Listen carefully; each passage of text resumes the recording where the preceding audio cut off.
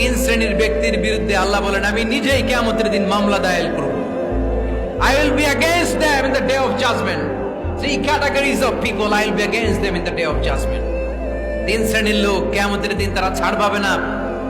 আল্লাহ বলেন আমি নিজেই তাদের বিরুদ্ধে মামলা দায়ের করব। এর মধ্যে এক শ্রেণীর লোক হচ্ছে রাজুলুন ইস্তাআজারা জিরান ফাস্তাউফা মিনহু ওয়া লাম ইউতি আজরা।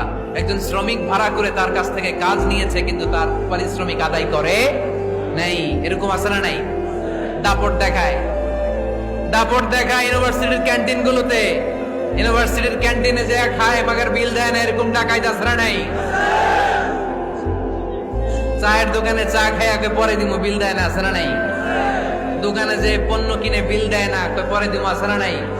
কিয়ামতের দিন আল্লাহ তোরে মাস্তানি ছুটাবে, চিল্লা এখন ঠিক কিনা?